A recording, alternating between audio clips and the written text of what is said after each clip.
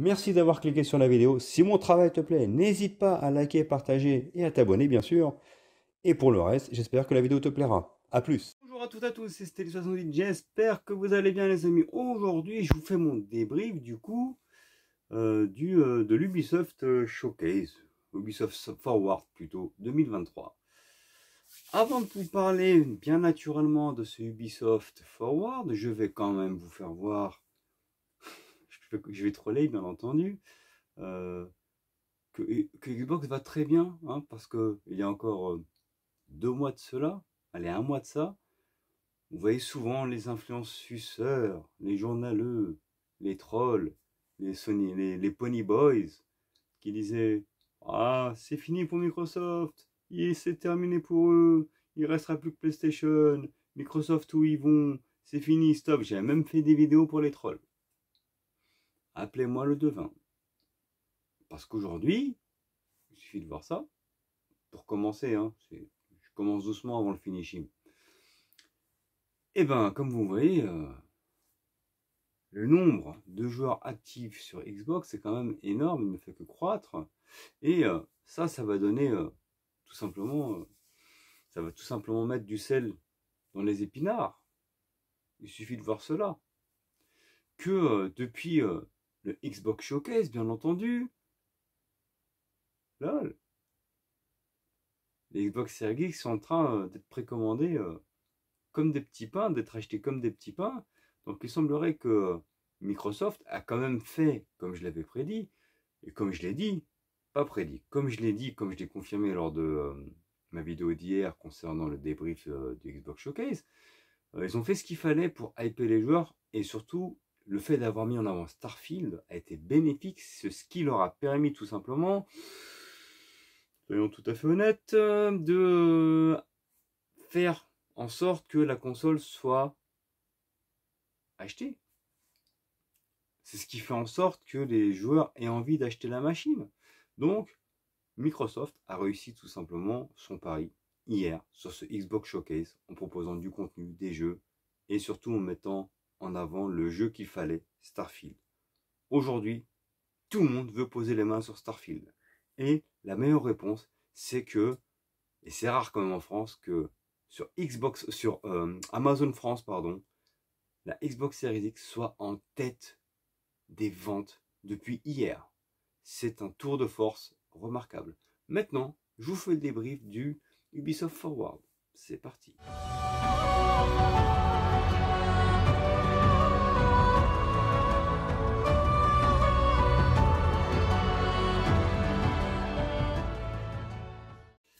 Alors les amis, qu'est-ce que j'ai pensé de ce Ubisoft Forward? On va être tout à fait honnête.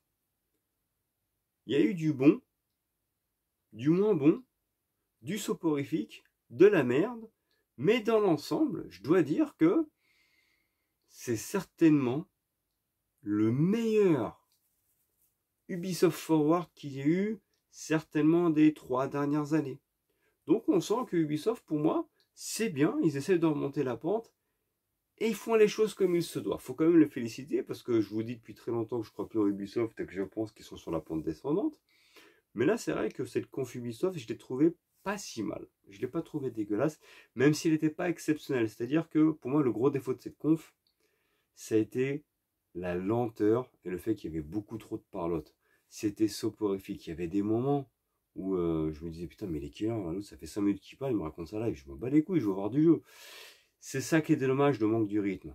Le manque de rythme manifeste. Quand tu vois la conférence Xbox d'hier, justement, où il y avait du rythme, du jeu de présenter, ça s'enchaînait en fait. Tu ne voyais pas le temps passer. Là, dans la conf Ubisoft, malheureusement, c'est une constatation, c'était long. Il y avait beaucoup trop de blabla. Ils auraient dû écourter le blabla pour faire place à des jeux. Parce que, je dois être tout à fait honnête, ça a très bien démarré.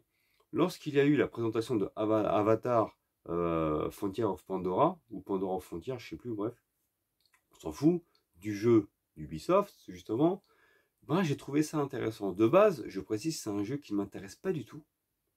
Et je dois dire que ce que j'ai vu m'a hypé, m'a donné envie d'y jouer. De plus, on apprend en plus qu'il est jouable en coop.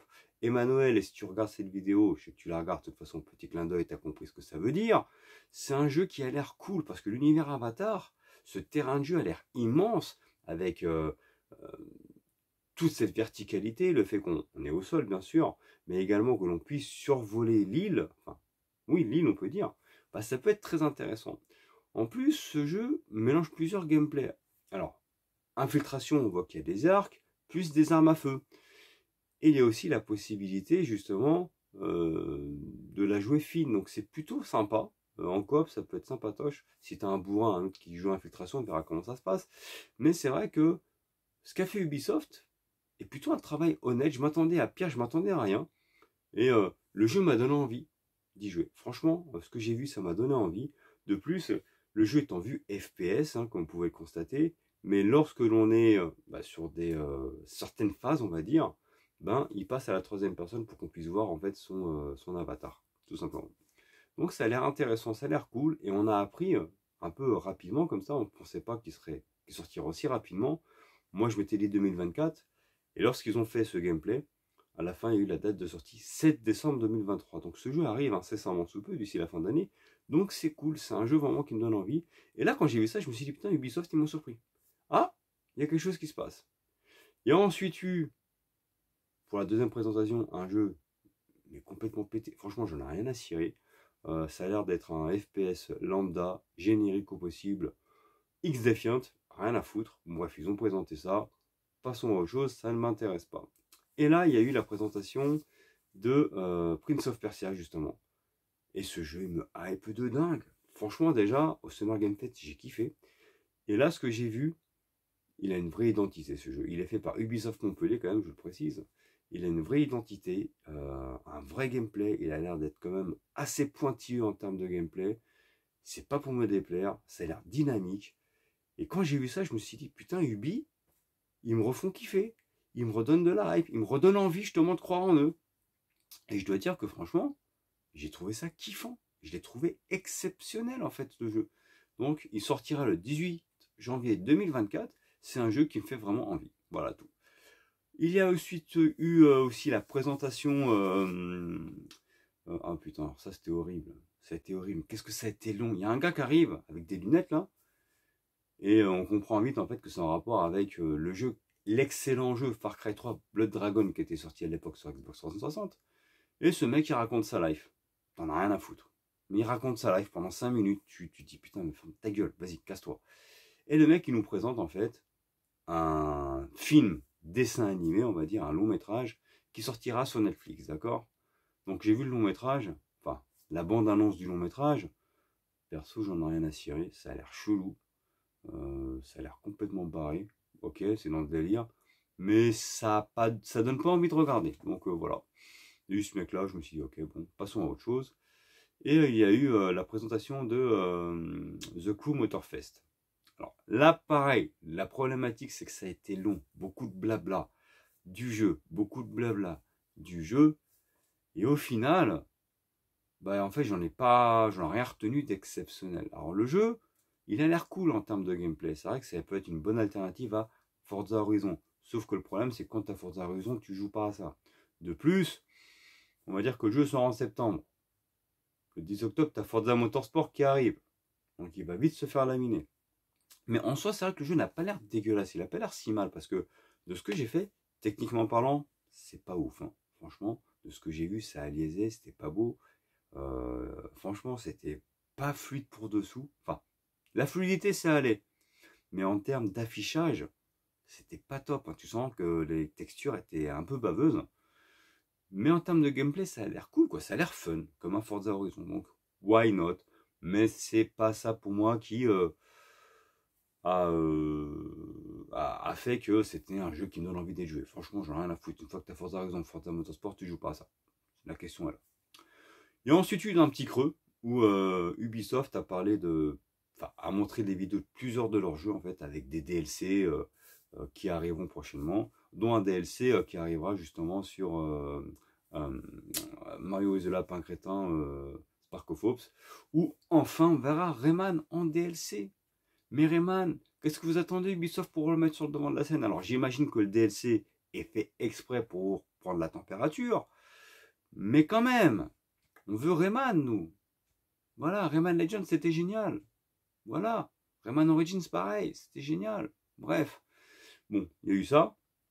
Et là, on commençait à tomber dans un rythme tout pourri. Franchement, chiant. Je m'étais dit, c'est dommage, ils ont bien démarré. Tu vois Avatar, ensuite tu vois, bon, X-Defiant, on s'en tape. Mais après, tu as le Prince of Persia qui a remonté le niveau. Tu dis, putain, c'est mortel. Deux jeux Ubisoft qui me donnent envie, ça fait longtemps que ça n'était pas arrivé. Et après, tu retombes dans les travers. Et après, il y a eu la présentation de la trilogie Assassin's Creed, on peut dire. Alors, il y a eu une présentation de Assassin's Creed Nexus VR qui sera sur MetaQuest 2, d'accord. Donc, le but du jeu, alors ça peut être sympa si tu as MetaQuest parce que ça n'a pas l'air dégueulasse. Bon, après, les images du jeu, enfin, les images qui ont été diffusées, c'était, il y a marqué en dessous, hein, réarrangé, ça a été, c'est pas les vraies images du jeu, hein, c'est eux qui l'ont fait, c'est un montage pour te faire voir ce que tu peux ressentir. Ça se trouve, mais graphiquement, ce sera pas aussi beau, hein, soyons honnêtes. Hein. Mais bref, ça a l'air cool. Le concept est plutôt sympathique parce que ce serait le premier jeu VR sur Assassin's Creed. Et de plus, tu jouerais le scénario de 3 personnages. Donc Connor Kenway, d'accord, de Assassin's Creed 3, Cassandra de Assassin's Creed Odyssey, et surtout Ezio Auditore de la trilogie Ezio Assassin's Creed 2, Assassin's Creed Brotherhood et Assassin's Creed Révélation. Et apparemment, ce seraient 3 scénarios bien distincts qui, au final, t'amèneraient justement à rejoindre ce qui se passe dernièrement avec Abstergo. Donc ça peut être sympathique. Il y a eu la présentation de Assassin's Creed Jade. Donc au début, je me dis, tiens, c'est pas mal, qui se déroulera en Chine. Bon, c'est un jeu mobile, quoi. Donc les jeux mobiles et moi, ça fait deux. J'en ai rien à cirer. D'ailleurs, je vais surfer sur le fait de vanner les jeux mobiles, qu'ils ont fait la présentation de The Division Resurgence. Je crois que c'est comme ça qu'il s'appelle. Au début, je fais, tiens, The Division, c'est cool. Après, je me suis dit, non, putain, c'est vrai que c'est leur jeu de mobile de merde. Pareil, c'est encore un jeu mobile. Ça fait longtemps que The Division 2 est sorti, quand même. C'est des jeux, quand même, Ubisoft qui sont appréciés. Le premier a été apprécié, le 2 a été apprécié. Qu'est-ce que vous attendez pour nous faire un 3e épisode, bordel de merde? Voilà. Si je dis ça, je dis rien. Et ensuite, donc, après la présentation d'Assassin's Creed Jade, hein, je reviens en arrière, petit focus, il y a eu la présentation d'Assassin's Creed Mirage. Et ce jeu, j'avais déjà dit que j'ai des doutes, je ne sais pas quoi en penser. Et on va dire que ce gameplay m'a quand même convaincu. C'est-à-dire, sur le plan technique, le jeu il est à la ramasse. Hein. Franchement, j'avais l'impression de voir un jeu Xbox One PS4. Donc sur le plan de la technique, le jeu sera pas beau. Il sera limité, on sent que le moteur a vieilli. Mais alors sur le gameplay, ce retour aux sources m'a fait plaisir avec en plus des améliorations prises des derniers Assassin's Creed. Donc ce mélange old school, on va dire, et des derniers opus peut créer un gameplay plutôt intéressant. Donc sur son gameplay, Assassin's Creed Mirage m'intéresse. La hype est remontée. Bravo Ubisoft pour le coup. Donc je vous dis, là si vous écoutez ce que je vous dis, il y a eu Avatar qui m'a hypé. J'en entendais rien, j'ai envie d'y jouer. Prince of Persia, j'ai envie de me faire. Et ce Assassin's Creed Mirage, en fait, que j'ai envie de faire parce que ça a l'air très intéressant au final en termes de gameplay. Peut-être que le scénario sera bon aussi. Après, bah, faut passer outre des graphismes qui datent, on va dire, de... Allez, pour moi, c'est du même niveau qu'Assassin's Creed Unity et Syndicate. Hein. Faut le dire quand même. Mais, si le gameplay est bon, l'histoire est bonne, ça peut être intéressant. Donc, il y a eu aussi, et là j'ai trouvé que c'était... Oh là là. Mais franchement, ça m'a fait de la peine. On voit à quel point ils comptent plus sur le jeu, en fait. Ils l'ont juste montré pour dire, il est encore là. On travaille encore dessus, mais ça s'arrête là. Il n'y a plus de date de sortie, rien du tout. Quand tu vois qu'il y a Sea of Thieves chez Microsoft qui fait un carton, qu'avec leur DLC qui arrive de manière intempestive pour redonner du gameplay et qui se passe très bien, là, ce qu'ils font Ubisoft, je ne sais plus où ils en sont. Ils ont fait voir des cinématiques de Skull and Bones avec des gars qui chantaient, en fait, et qui faisaient du beat. Voilà, bref. Tu te dis, ah, ok, ils présentent le jeu, il y aura une date de sortie. Que dalle. Bon, pour moi, le jeu, il est mort dans l'os. Hein. Franchement, truc de ouf. Bref, pathétique. Non, j'ai trouvé ça dommage, en fait. C'est vraiment, ils comptent pas dessus. On a vu, ah oui, dans les jeux, lorsque Ubisoft présentait des jeux qui sont déjà sortis avec les DLC arrivés, enfin, qui vont arriver, hein, à sortir, incessamment sous peu, nous avons vu également leur jeu Brawlhalla, en fait, avec les DLC de Master Chief, de Halo et de l'Arbiteur. Bon, moi perso, je joue pas à ça, mais bon, pour ceux qui y jouent, vous allez avoir l'occasion de jouer à avec Master Chief et l'arbitre. Voilà, c'était juste pour préciser. Et le clou du spectacle, justement, ça a été Star Wars Outlaws. Nous avons eu sur le Xbox Direct, bien entendu, une cinématique du jeu, hein, mais pas de gameplay. Là, pour le coup, on a eu droit à une cinématique, plus du gameplay. Et ben dans l'ensemble, le jeu a l'air cool. Franchement, j'ai été épaté, parce que dans le gameplay, ça reste générique, hein, ça m'a fait un peu penser à The Division. Bon, Ubisoft, ils ont l'habitude maintenant. Mais il y a quand même des trucs plutôt sympas. Le monde a l'air plutôt vaste, parce qu'à un moment donné, dans la séquence qu'ils ont fait voir, donc il y a ce gunfight, et c'est plutôt dynamique, c'est plutôt bien fait, bien fichu, avec des beaux effets d'explosion. Voilà, des particules, c'est plutôt bien fichu, d'accord? Même si ça reste générique dans les gunfights, mais il y a des choses plutôt sympatoches, et à un moment donné, on se barre. Et donc, enfin, on se barre. L'héroïne se barre, et là, du coup, il y a une séquence en fait en véhicule où elle se barre et on voit que l'univers au loin a l'air vaste, a l'air bien animé surtout, on sent que c'est vivant, ça a l'air cool. Et je voulais voir du gameplay avant de me faire un avis définitif. Et je dois dire que ce Star Wars Outlaws a l'air plutôt sympathique, plutôt intéressant. En plus, scénaristiquement, il se passe quand même entre l'Empire contre-attaque et le retour du Jedi. Donc il se passe carrément dans la trilogie à la base où il y a Luke Skywalker, Leia, Han Solo et Chewbacca, avec Dark Vador, hein, bien sûr. Et ben, pareil, ce jeu m'a hypé.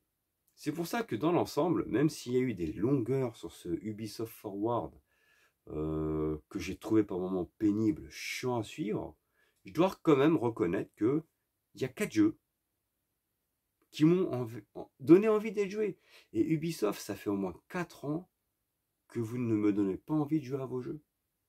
Pour le coup, bravo, continuez comme ça. Si les jeux sont qualitatifs et s'ils se vendent, vous allez remonter la pente. C'est ça que l'on veut, du jeu, du game. Il y a eu quand même des choses de présenter. Il y a eu des prises de risques, notamment sur le Prince of Persia. Vous n'êtes pas reposé sur vos lauriers. On sent qu'il y a quand même une prise de risque de le mettre en 2D, c'est une très bonne idée. Le jeu Avatar, au final, semble plus ambitieux que ce que je pensais, personnellement. Le Star Wars Outlaws a l'air d'être une très bonne pioche. Franchement. Et le Assassin's Creed Mirage, vous êtes resté peut-être sur ce que vous saviez faire à l'époque, en revenant sur le côté old school, sur le parcours classique et en revenant aux sources d'Assassin's Creed, mais à la fois vous y avez ajouté certaines choses qu'il y a dans votre dernière trilogie. Donc la mayonnaise peut être bonne, peut être intéressante. J'ai envie de vous faire confiance. En tout cas, ces 4 jeux, j'ai envie de les faire. Les 4 jeux que j'ai déjà cités. Tout n'était pas bon, hein. Je vous dis, il y a eu des merdes comme pas possible. Mais dans l'ensemble, j'ai trouvé que c'était la moins pire conférence Ubisoft de ces 4 dernières années. Il y a eu du mieux. Donc, j'ai quand même envie de mettre à cette conf un 13 sur 20. 13 sur 20 parce que c'était pas si mal. Il y a eu des choses qui m'ont plu, des choses qui m'ont déplu. Il y a eu un creux à un moment donné où, franchement, ils m'ont perdu.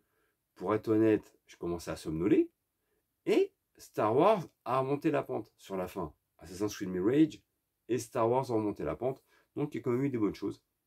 Voilà tous les amis, en tout cas, c'est rare que... Enfin c'est rare.